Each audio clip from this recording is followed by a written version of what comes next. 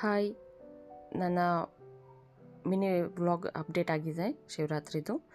Please to watch by 5:30. ಎಲ್ಲರೂ ಹೇಗಿದೆ ಅಂತ ಕಮೆಂಟ್ ಮಾಡಿ ತಿಳಿಸ್ಕೊಡಿ. ಆ್ಯಂಡ್ ಸಬ್ಸ್ಕ್ರೈಬ್ ಮಾಡ್ಕೊಳ್ಳಿ ಪ್ಲೀಸ್, ನನ್ನ ಸಬ್ಸ್ಕ್ರೈಬರ್ಸ್ ಬೇಕಿದೆ. ಹವಳಕ್ಕೆ ಇಡ್ತಾ ಇದ್ದೇನೆ ಪ್ರಸಾದಕ್ಕೆ. ಇದನ್ನೇ ನಾನು ಯಾರೆಲ್ಲ ನೋಡ್ತಾ ಇದ್ದೀರಾ ವಿಡಿಯೋ, ಸಬ್ಸ್ಕ್ರೈಬ್ ಆಗಿದ್ದರೆ ಫೈನ್, ಥ್ಯಾಂಕ್ ಯು. ಸಬ್ಸ್ಕ್ರೈಬ್ ಆಗಿಲ್ಲ ಅಂದರೆ ಪ್ಲೀಸ್ ಸಬ್ಸ್ಕ್ರೈಬ್ ಮಾಡ್ಕೊಳ್ಳಿ. ಆ್ಯಂಡ್ ಈ ವ್ಲಾಗಲ್ಲಿ ನಾನು ಶಿವರಾತ್ರಿ ಹೇಗೆ ಸೆಲೆಬ್ರೇಟ್ ಮಾಡಿದೆ, ಏನೆಲ್ಲ ರೆಸಿಪೀಸ್ ಮಾಡಿದೆ, and importance of fasting and spiritual side ಬಗ್ಗೆ ತಿಳಿಸ್ಕೊಟ್ಟಿದ್ದೇನೆ. ಈ ಶಿವರಾತ್ರಿ ಅಂತ ಹೇಳಿದ್ರೆ ಮೇನ್ಲಿ ಆಡಂಬರ ಇಲ್ಲದೆ ಶಾಂತಿಯಿಂದ ಮಾಡ್ಕೊಳ್ಳೋ ಹಬ್ಬ. ಏನು ಅಂದರೆ ಸ್ಪಿರಿಚುವಲ್ ಕಡೆಗೆ ನಮ್ಮನ್ನು ಕರ್ಕೊಂಡು ಹೋಗೋಕ್ಕೆ ಇದೊಂದು ಒಳ್ಳೆಯ ಅವಕಾಶ.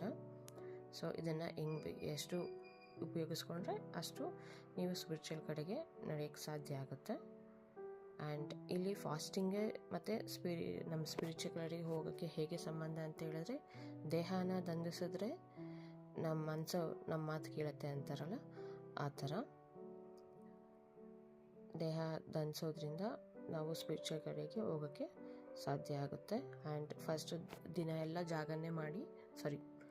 ಎಲ್ಲ ಫಾಸ್ಟಿಂಗ್